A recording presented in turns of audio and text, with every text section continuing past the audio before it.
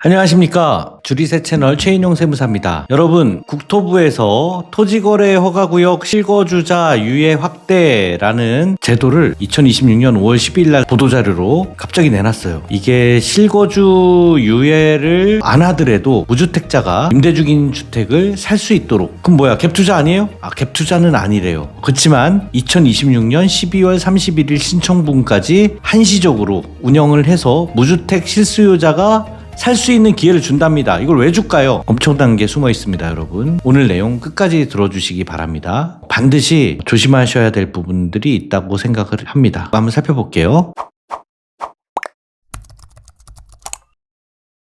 토지거래 허가구역 실거주자 유예 확대라는 제도는 비거주하고 있는 1주택자들한테 매도를 할 수 있는 기회를 주는 거냐, 또 장기임대주택이 종료가 되는데 이 장기임대주택 종료가 되면 보유세가 올라가면 매도를 해야 되는데 무주택자가 실거주하지 않더라도 집을 살 수 있도록 해주는 제도를 줄 수 있는 거 아니냐라는 생각이 든다는 말이죠. 그러면 이 내용은 무주택자가 2026년 12월 31일까지 살 수 있는 제도를 주는 거기도 하지만 앞으로 보유세를 확대하겠다는 정부의 의지를 보여주는 거기도 한다는 생각이 듭니다. 왜 이게 바뀐 건데 한번 볼까요? 기존에 토지거래 허가구역에서 매수할 때 4개월 내 입주해라, 2년간 실거주해라, 세입자 있는 집은 거래 조치가 안 된다, 이렇게 했단 말이죠. 여기에 대해서 어떻게 바뀌었냐? 세입자가 있는 집을 무주택자가 사면은 임대차 계약 종료일까지 입주를 유예할 수 있다, 이렇게 해줬잖아요. 그죠? 일단 변경된 내용이 임대차 종료일까지 입주를 유예를 하는데 2028년 5월 11일까지, 그때까지는 입주를 안 하더라도 해줄게. 그래서 다주택자들한테 해줬던 내용이 5월 9일로 종료가 됐는데, 이거를 세입자가 있는 주택 전체로, 특히 1주택자든 2주택자든 앞으로 매물이 쏟아져 나올 장기 임대 주택이든 가리지 않고 다 해주겠다는 거예요. 매수하는 사람은 5월 12일 기준으로 발표할 때 무주택자였던 분들은 토지거래 허가구역에서 당장 거주하지 않더라도 살 수 있게 해주겠다. 그래서 토지거래 허가구역의 매물을 무주택자가 선택권을 확대하는 내용으로만 뉴스가 많이 나왔습니다. 이게 나랑 무슨 상관인 건데, 이게요, 문제는 보유세가 상승할 수 있는 근거가 되는 거예요. 왜 그렇게 생각하는지 한번 볼까요? 일부 다주택자한테 주던 이 혜택을 임대주택인데 비거주 1주택자 이런 사람들은 제외했단 말이죠. 근데 여기에 대해서 비거주 1주택자에 대한 보유세가 높아진다면 앉아서 보유세로 그냥 세금을 내야만 되는 상황이 발생을 하는 거죠. 정부 원망을 많이 하겠죠. 언제 우리한테 팔 수 있는 기회를 줬냐? 비거주 1주택자들 팔고 싶어도 지금 토지거래 허가 문제 때문에 팔지도 못하게 하지 않느냐? 자, 이 내용이 부담스러우니까 어떻게 보면 미리 보유세를 올리더라도 비거주 1주택자도 팔 수 있는 길을 열어놓은 거라고 여러분 생각을 하셔야 됩니다. 그래서 2026년 7월에 세제 개편안이 나올 예정인데 분명히 비거주자들의 보유세가 높아지지 않을까라는 생각이 들고요. 비거주 1주택자도 12월 말까지 팔 수 있는 마지막 기회를 주는 거 아니냐, 이런 생각이 들기도 합니다. 정부의 보도자료를 보면요, 벌써 시장은 서울 아파트의 매매 거래량이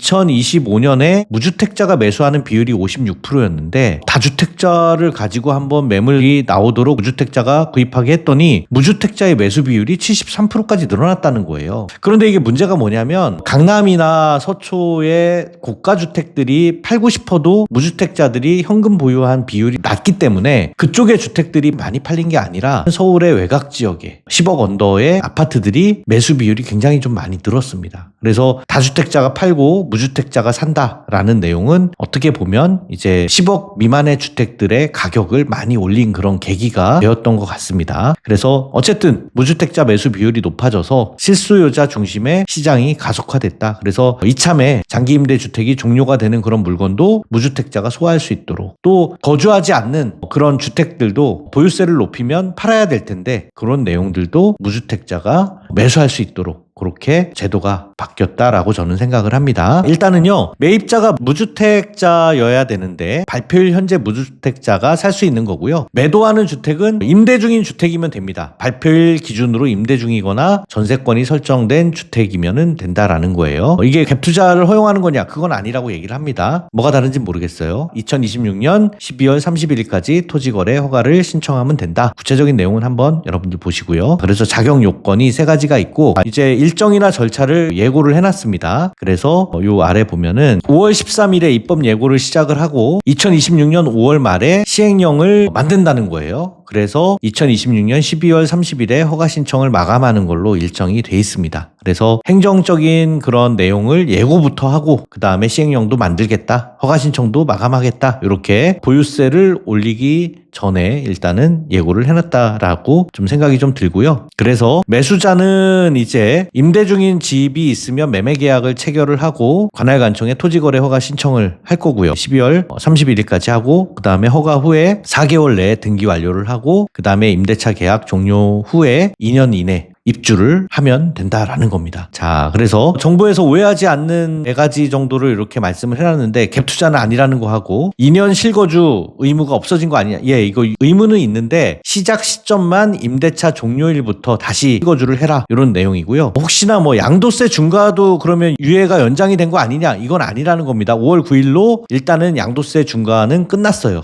5월 10일 이후에 다주택자분들은 이제는 중과세를 내야 되기 때문에 여기에 대한 매물 잠김 효과가 저는 굉장히 클 거라고 보는데, 정부도 아마 이런 내용들을 걱정을 해서 다주택자 물량, 임대사업자 끝나는 물량, 또 비거주하는 물량을 좀 내보내려고 그렇게 하는 겁니다. 이런 내용들 확인하시고요. 그래서 무주택자들한테는 이제 기회가 좀 열렸다고 보고요. 이제 매물이 어느 지역에서 나올지, 거주하지 않는 분들에 대한 보유세가 높아진다라는 뉴스가 나오면 이제는 진짜로 팔아야겠다라고 생각하시는 분들이 매물이 나올 거기 때문에 그런 매물을 찾으셔서 12월 말까지는 팔아야 되는 기간이 생기잖아요. 그래서 이번에도 이 5월 9일 막판까지 굉장히 가격 협상을 가지고 많이 줄다리기를 했는데 올해 12월 말까지도 한번 그런 내용이 또 필요할 것 같습니다. 그리고 거기에 따른 주택을 구입할 때 요즘에 중요한 게 자금 조달 계획서 작성이죠. 그래서 여러분들이 놓치지 말아야 될 거 몇 가지를 다시 한번 말씀을 드리면, 국토부 발표가 된 내용 이후에 토어제 내에 세입자 있는 주택을 가지고 이 대상을 우리가 살 수 있다라는 거고, 누가 살 수 있느냐? 무주택자가 살 수 있다. 언제까지? 2026년 12월 31일까지. 거주 바로 안 해도 된다는 거죠. 근데 거주해야 되는 데드라인은 2028년 5월 11일까지는 이제는 거주를 해야 된다는 거고요. 그리고 주택을 팔려고 하는 분들은 양도세 상담을 꼭 준비를 하시고, 주택 매수를 하려고 하는 분들은 자금 조달 계획서를 미리 준비를 해서 이걸 내가 내 돈으로 다 할 수 있는지, 은행 차입을 해야 되는지,